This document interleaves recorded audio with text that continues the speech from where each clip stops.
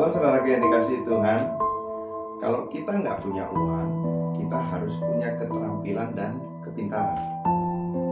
Kalau kita nggak punya uang dan keterampilan, maka kita harus punya kemauan.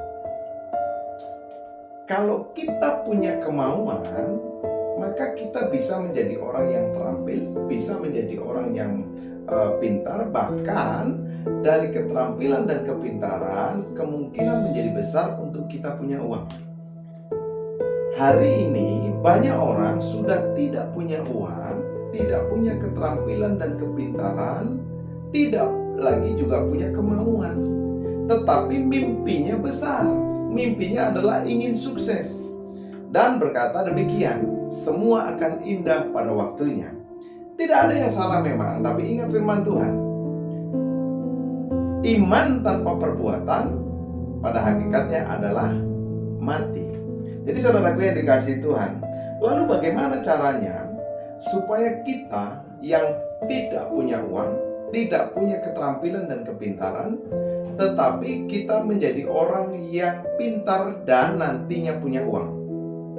Yang harus kita lakukan, yang harus kita miliki adalah takutlah akan Tuhan. Nah, lebih parahnya lagi, banyak orang sudah tidak punya uang, tidak punya kepintaran, tidak punya keterampilan, tidak punya kemauan, dan tidak takut akan Tuhan.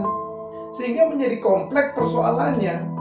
Nah, hari ini saya mengajak saudara untuk meresponi firman Tuhan yang luar biasa, bahwa kita bisa menjadi orang yang terampil, kita bisa menjadi orang yang pintar, bahkan kita bisa menjadi orang yang punya uang apabila kita mau mengikuti, mau menuruti apa kata firman Tuhan.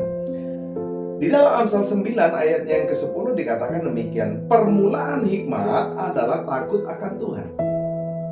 Hikmat bicara tentang kepandaian, hikmat bicara tentang kepintaran, hikmat bicara kasih karunia, hikmat bicara banyak hal. Nah, kalau kita sudah takut akan Tuhan, maka apa yang dunia katakan kepada kita bahwa kita tidak mampu, kita miskin, kita bodoh, itu tidak akan lagi berlaku buat kita. Karena kuasa Tuhan akan bekerja lewat Roh Kudus dalam hidup kita, karena kita punya rasa takut akan Tuhan, sehingga Tuhan akan memberikan hikmat itu kepada kita.